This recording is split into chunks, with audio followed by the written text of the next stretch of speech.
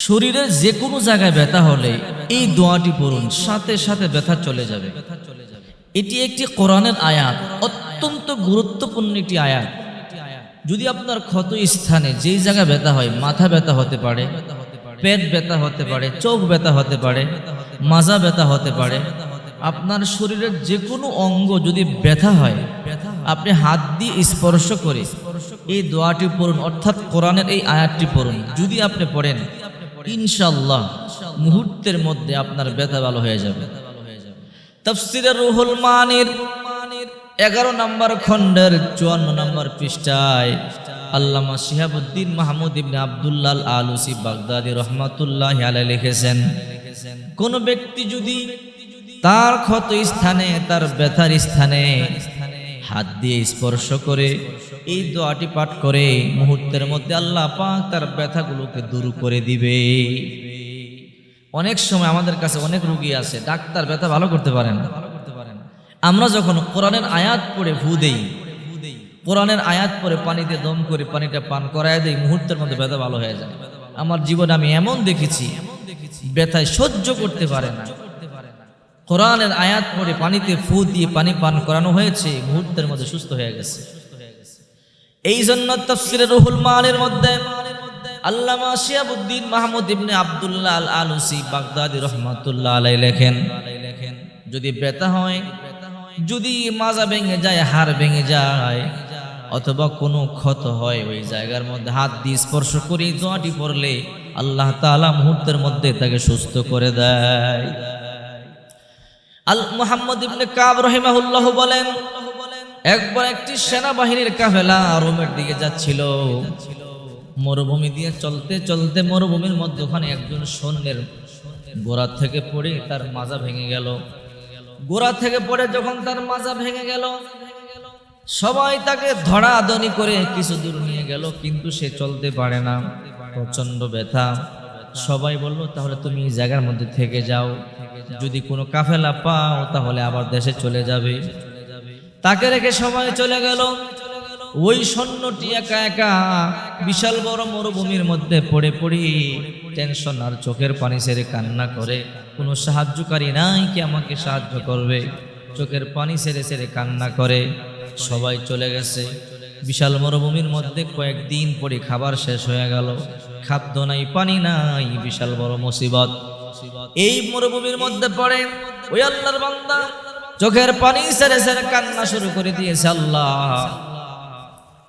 এই মরুভূমির মধ্যে আমার আপন বলতে কেউ নাই, যদি আমি মরে পড়েও থাকি, আমাকে ডাক্তারের কাছে নিয়ে যাওয়ার মতো কেউ নাই। ওগো আল্লাহ, আপনি দয়া করে মেহেরবানি করে আমাকে আপনি সুস্থ করে দেন। ওই আল্লাহর বান্দা যখনই চোখের পানিগুলো ছেড়ে কান্না শুরু করে দিয়েছে, আল্লাহর কাছে সাহায্য চেয়েছে। যখনই কোনো বান্দা বান্দি দুনিয়ার কারো কাছে সাহায্য পায় না, দুনিয়ার সব দরজা যখন তার জন্য বন্ধ হয়ে যায়, আল্লাহ বলে, গোলাম, আমি তোমারে বানাইছি, আমার মা নাই, আমার বাবা নাই, ছেলে নাই, মেয়ে নাই, তোরা আমার আদরের বান্দা বান্দি।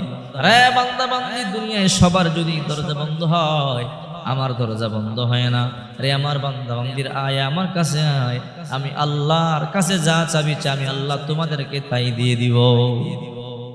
ওই আল্লাহর বান্দা দেখে চোখ বন্ধ করে চতুর্দিকে শুধু বিপদ, সাহায্য করবার মতো কেউ নাই, চিৎকার করে আল্লাহ দরবারে কান্না শুরু করে দিয়েছে। হঠাৎ করে এক বিকট আওয়াজ, চোখ খুলে তাকায় দেখে সাদা পাগড়ি পরা, সাদা জুব্বা পরা, সাদা দাড়ি, লম্বা দাড়ি, সামনে এক ব্যক্তি দাঁড়িয়ে আছে। ওই অসুস্থ সৈন্য বলে, কে আপনি? বলে, তুমি যার কাছে সাহায্য চাইছো সে আমারে পাঠাইছি। তাই নাকি? বলে, হ্যাঁ। কি সমস্যা? বলে, আমার মাজার হাড় ভেঙে গেছে। বলে, এক কাজ করো। বলে, কি কাজ?